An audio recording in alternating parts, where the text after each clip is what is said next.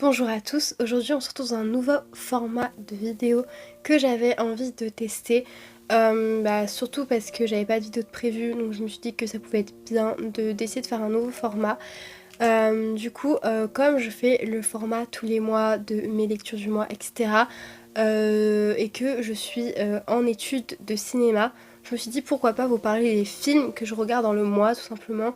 Et aussi je me suis dit que si c'est un format qui vous plaît, je pourrais le faire sûrement assez genre tous les mois. Et du coup ça pourrait être un défi aussi pour moi parce que c'est vrai que je regarde pas trop de films.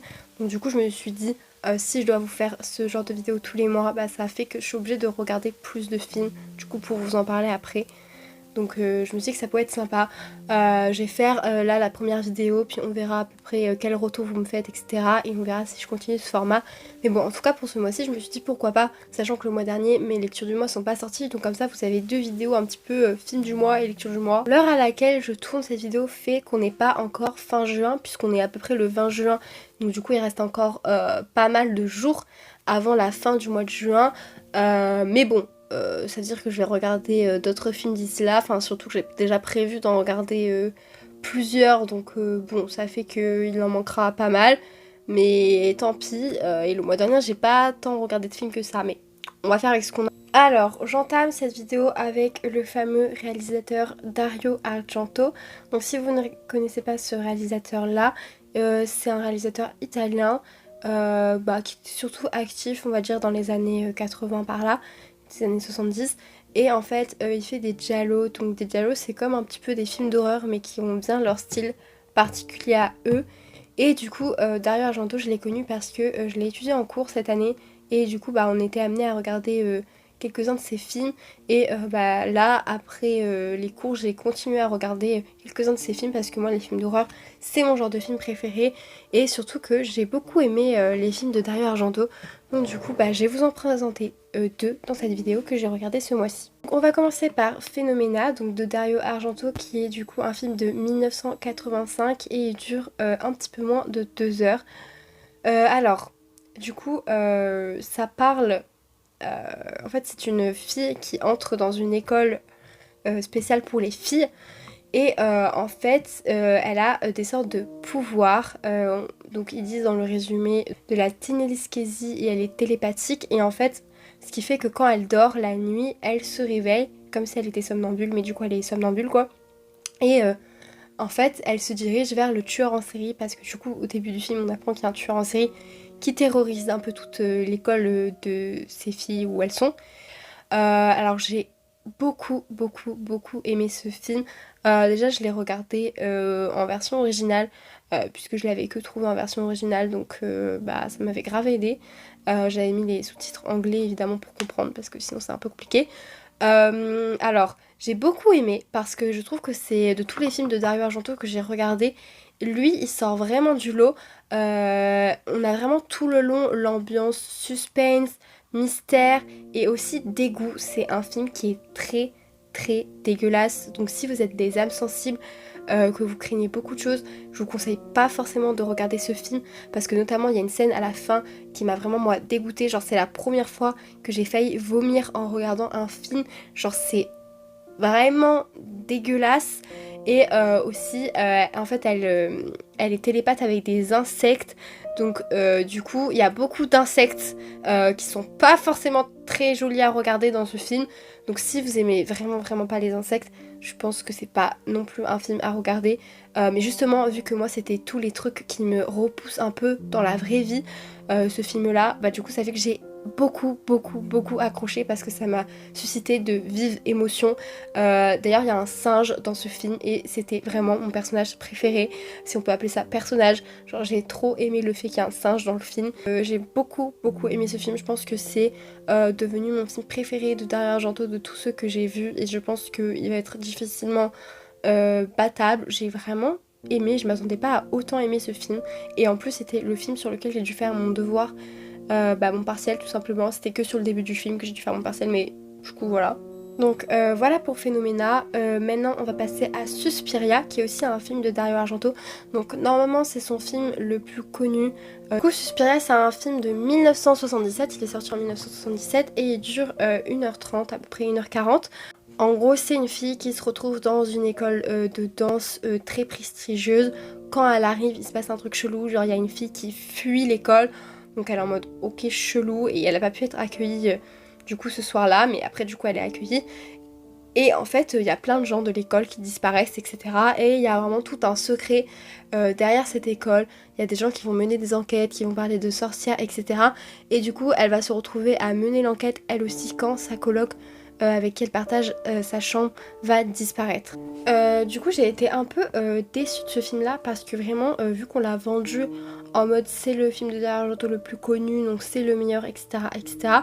Bah du coup vu que moi juste avant j'avais regardé Phénoména, je trouve que Suspiria est un peu moins bien. Il y a moins cette ambiance voilà qui est un peu plus très poussée, mais ça reste quand même un bon film avec un bon jeu d'acteur, une ambiance que moi j'aime vraiment parce que voilà faut élucider un petit peu le mystère, etc. Donc là du coup c'est un petit peu plus paranormal puisque c'est des sorcières, etc. Mais je trouve que le film laisse un peu sur sa fin. Genre il est pas assez poussé je trouve, enfin c'est pas clairement dit ce qui se passe, enfin c'est un peu genre on dirait qu'il avait cette idée et du coup bah juste il l'a faite mais du coup c'est pas ça va pas loin, c'est pas poussé. Enfin je sais pas en fait moi c'est mon ressenti du film donc je sais pas trop pourquoi c'est son film le plus connu. Après ça changera qu'il est vraiment très bien. Ce que j'aime beaucoup dans ce film c'est les couleurs, il y a beaucoup de couleurs. Et bah, du coup, ça le rend agréable à regarder. Et ça reste quand même un bon film de Dario Argento. De toute façon, moi j'ai vraiment aimé tous les films de Dario Argento que j'ai vus. Ça reste un univers Dario Argento que j'aime beaucoup. Voilà pour Suspiria, mais je vous conseille quand même de le regarder. Lui, il n'y a pas trop de trucs qui fait peur ou autre. Donc je pense que vous pouvez le regarder tranquille. Voilà, c'est juste un film qui raconte un peu des trucs un petit peu paranormaux, un peu chelous. Donc c'est bien. Ensuite, on va passer au film que j'ai vu au cinéma. Donc, du coup, il y en a deux. Donc, j'ai vu La Petite Sirène. Je pense que j'ai pas besoin de faire un résumé de l'histoire de La Petite Sirène parce que tout le monde la connaît et l'histoire du film, c'est la même que dans l'histoire du film de Ariel. Donc, voilà, La Petite Sirène, le dessin animé, quoi. Alors j'avais peur d'être déçue parce que c'est vrai que quand les Disney sont adaptés en film, ça peut être vite décevant. Bon là sachant qu'il y a eu toute une polémique sur le fait que la petite sirène elle était noire, etc. etc. Franchement on s'en fout les gars, genre ça change rien au film, le fait qu'elle soit noire ou qu'elle soit blanche ou qu'elle soit rousse ou que machin. Bref. Mais au final j'ai été surprise parce que j'ai vraiment bien aimé, genre j'ai vraiment passé un bon moment. Ils ont pas modifié l'histoire du conte, voilà, ça reste pareil.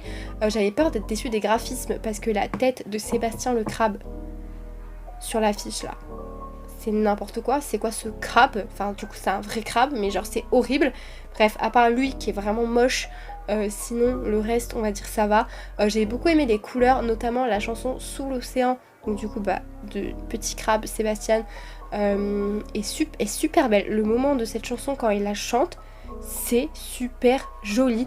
Et aussi, quand Ariel est sous la barque avec Eric, le fameux passage là, c'était pas mal aussi. Donc ouais non c'était un bon film, voilà, c'est vraiment comme le dessin animé mais du coup adapté en film, genre vraiment c'est pareil. Mais du coup bah c'était agréable à regarder de cette façon là. Donc voilà, si vous avez envie de voir La Petite Sirène au cinéma, allez-y franchement, je pense vous perdez pas tant d'argent que ça, genre c'est quand même agréable à regarder, ça reste La Petite Sirène. Ensuite, du coup, le deuxième film que j'ai vu au cinéma, c'était Le Croque-Mitaine, donc qui a été adapté du coup du roman de Stephen King. Donc c'est un film d'horreur, celui-là. Du coup, en termes de, enfin du coup, en gros, ce qu'il raconte, bah, c'est juste le Croque-Mitaine, quoi. C'est un monstre qui s'attaque aux enfants. Voilà, tout simplement, le Croque-Mitaine. Alors. En tant que film d'horreur, c'était un film plutôt basique. Voilà, comme je vous le dis, moi c'est mon genre de film d'horreur, c'est mon genre préféré. Là, le croque-mitaine, pour moi, il faisait pas spécialement peur. Ils ont mis des screamers, mais ils en ont pas trop mis parce que je déteste les films où il y a 40 000 screamers et juste à peur parce qu'il y a des screamers. Là, c'est pas le cas. Ils ont adapté, genre, ils ont mis quelques screamers et ça va, c'est pas non plus trop redondant. Mais ça fait pas peur pour autant. Moi, j'ai pas eu peur du tout. Genre, c'était juste un film d'horreur vraiment basique, genre vraiment les trucs de base des films d'horreur qui fait que ça fait peur, mais du coup bah à force tu regardes ça, genre ça fait pas peur quoi, enfin c'est juste des effets spéciaux quoi, bref.